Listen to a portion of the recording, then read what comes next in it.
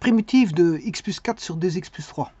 Bon, encore une fois, là, on a ce qu'on appelle une fraction rationnelle, qui est le quotient de deux polynômes à coefficient réel. Chacun de ces deux polynômes est décomposable en facteurs, soit du premier degré pour les zéros réels et du deuxième degré pour les zéros complexes.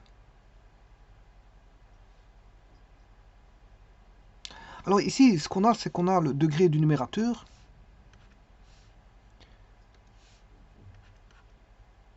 Le degré, je vais marquer ça comme ça, le degré du numérateur est supérieur ou égal au degré du dénominateur. Donc on peut diviser la fraction rationnelle. On réalise la division et on s'intéresse à la fraction rationnelle reste du dénominateur. Alors je vais obtenir bien sûr une fraction rationnelle régulière. Voilà, régulière. On va l'obtenir à la régulière. On va l'obtenir, le résultat sera la régulière. Alors comment va-t-on faire? Je vous rappelle avant tout que 2x plus 3 doit être différent de 0, 2x différent de moins 3, x différent de moins 3 demi, donc le domaine c'est R sauf moins 3 demi. Bon, je vais tracer la fonction. X plus 4 sur 2x plus 3.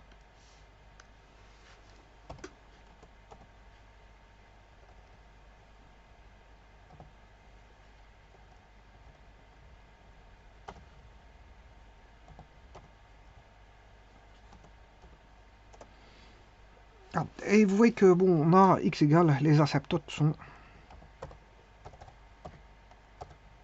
Elle provient d'une inverse, hein, c'est une fonction inverse. Voilà, ça provient de 1 sur x. C'est une transformation de 1 sur x, hein, cette fonction-là. C'est pour ça qu'elle paraît comme ça. Donc 1 sur x, voilà, c'est cette fonction-là, c'est une transformation de cette fonction-là.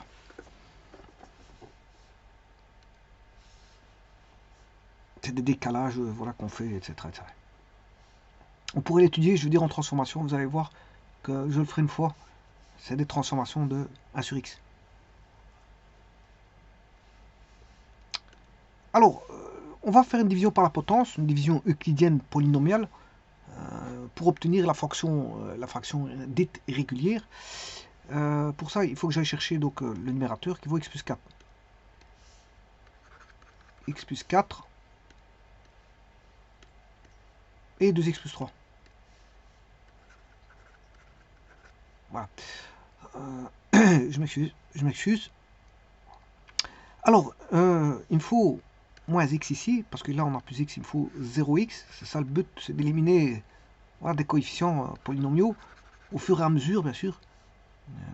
Les polynômes sont complexes, c'est surtout tous les deux de degré 1, que ce soit le numérateur ou le dénominateur. Simplement, il y en a un, c'est ax plus... Ils sont tous les deux ax plus b, mais il y en a un, le a vaut 1, et l'autre, le a vaut 2. Alors quand je dis il y en a un qui vaut 1, pour le a, c'est le dividende. Pour le diviseur, le a vaut 2. Alors pour le b, pour le dividende, il vaut plus 4, et pour le diviseur, il vaut plus 3. Voilà. Donc on va tenter d'obtenir la réponse qui est le quotient. Bien sûr, il y aura probablement un reste, probablement, c'est pas dit, hein, on peut avoir un reste nul. Si le reste est nul, c'est qu'elle est divisible. Sinon, elle n'est pas divisible. Hein. Si un reste non nul, elle n'est pas divisible. Voilà, mais il reste un reste. Donc c'est-à-dire que ici, dans ce cas-ci, on va diviser x plus k par 2x plus 3. Voilà. Alors, tout ce que je peux vous dire ici, c'est pour avoir si je mets 1 demi fois x, ben on a 1x. Là, si je le mets plus, ça fait plus, mais l'autre côté, il devient l'opposé, ça fait moins. Alors, 1 demi fois 3, c'est 3 demi. Plus c'est plus, ça fait plus. De l'autre côté, il passe, ça fait moins 3 demi. Il devient l'opposé.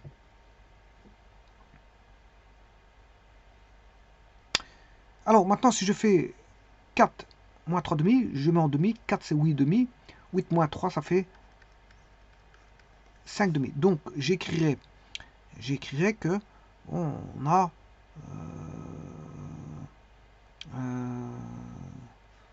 le quotient fois le diviseur. Le quotient, c'est 1 demi, fois le diviseur, qui vaut 2x plus 3, sur Bon, j'ai mal aligné ma fraction sur le signe égal. C'est une fraction, une barre de fraction qui part dans tous les sens. Je vais mettre une belle droite.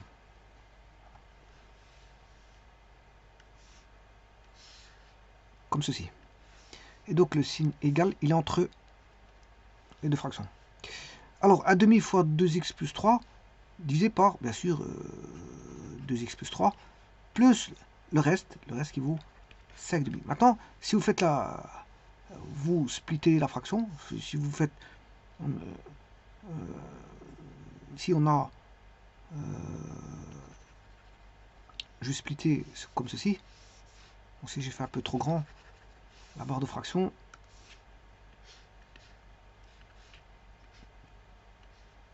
si je split comme ceci, donc j'éclate la fraction en deux parties, bien sûr j'ai 2x plus 3 ici. Et comme vous pouvez remarquer, on peut simplifier. Quand on split, on peut simplifier ces deux là-bas, sûr, pour autant que la division soit possible, c'est-à-dire que x différent de moins 3 sur 2. Donc c'est-à-dire que la fonction appartient au domaine. Et là, on a ceci.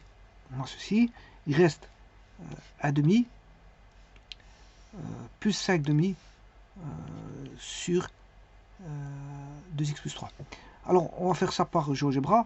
Le numérateur, il vaut x plus 4. Donc, je vais faire ce qu'on appelle la division. Alors, si je prends le diviseur, c'est x plus 4. Enfin, le dividende, je mets que c'est le divisant, c'est x plus 4. Et le diviseur, il vaut 2x plus 3.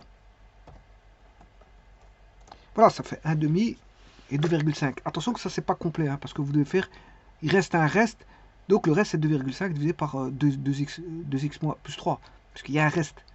Donc, ce reste doit encore être divisé par 2x plus 3. Comme je l'ai montré ici. Alors, 2,5, c'est 5 demi. Hein.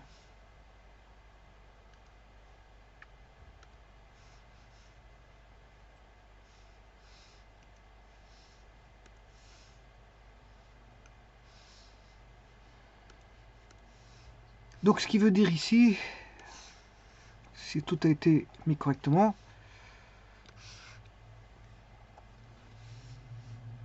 la division, ça revient à primitiver, si vous voulez, 1 demi, voilà, plus 5 demi, fois 1 sur x, 2x plus 3.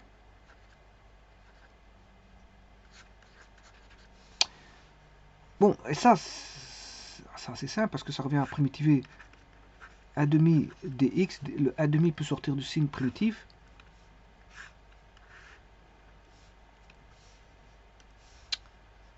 plus 5 demi primitive de dx sur 2x plus 3. Alors je vais poser u égale 2x plus 3, différentiel de u égale 2 dx, donc du sur 2 est égal à dx.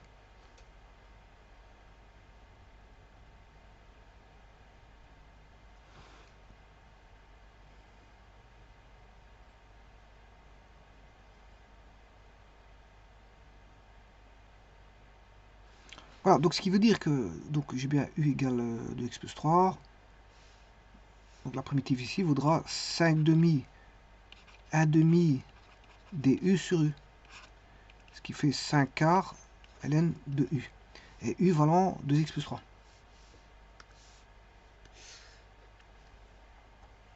Donc on aura la réponse, ce sera 1 demi x, parce que primitive de dx c'est x, plus 5 quarts ln de u c'est 2x plus 3. À une constante près. On va voir ça tout de suite.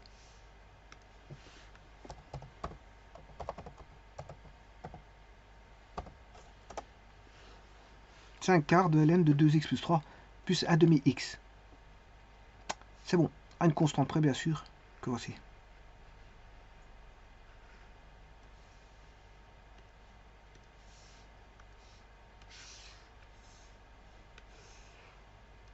Donc quand vous avez le degré du numérateur et le degré du numérateur, enfin le degré du numérateur qui est supérieur ou égal au degré du numérateur, vous faites la division euclidienne. C'est pas propre aux intégrales, hein, ça. C'est propre voilà, aux fractions rationnelles. N'allez pas croire que c'est une méthode des primitives, hein, ça n'a rien à voir. C'est parce que vous rendez, vous avez plus simple à calculer une primitive qui est, comme on appelle ça, décomposée, c'est juste ça. Et on sait la décomposer parce que justement le degré du numérateur est plus grand ou égal au degré du dénominateur, donc il est permis de décomposer par une division dite de la potence ou division euclidienne.